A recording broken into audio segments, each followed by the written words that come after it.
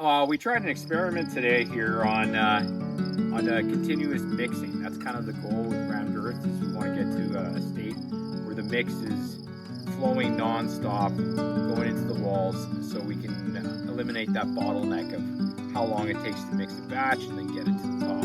So this was one experiment that we tried, backyard mechanic style, just welding some paddles in there just to see what would happen. But what we found is with these paddles, as it turns, we just start getting all these little balls forming.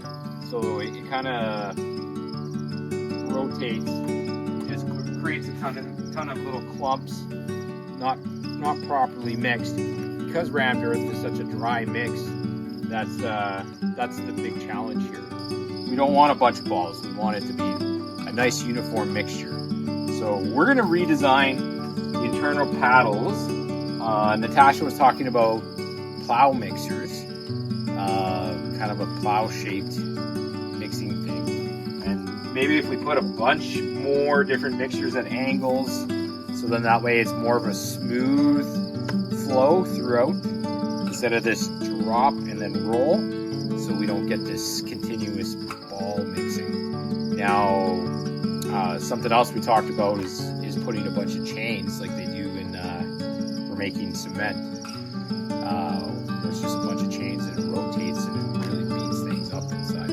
So that will be some future experiments, but we're thinking of doing something like way wider than this and really probably like 3 or 4 times longer. So you just continuously feed your material in and it's mixing, and non-stop flow is going to your conveyor belt system to feed into your rammed earth. So we're just working on different concepts and ideas, and we'll get there eventually. I love experimenting and trying little backyard things. She's nimble. You like it, Kitty? Kitty approves. I think one thing that we learned today too is we're going to have to mist the moisture in there.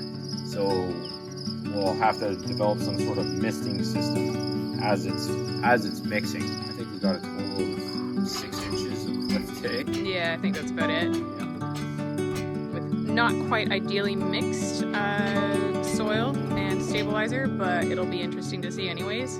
Yeah, we'll see what the pattern turns out and the solidity. But the last failure that we had using the cement mixer turned out quite solid actually in the end. So we dumped the mix out and tamped it on the ground just to see, and yeah, it was actually quite impressive. So it seems like there is a little bit of leeway for error around this. So we're going to continue experimenting and trying different little things until we get there. If anyone's got any suggestions, we'd love to hear about it in the comment section.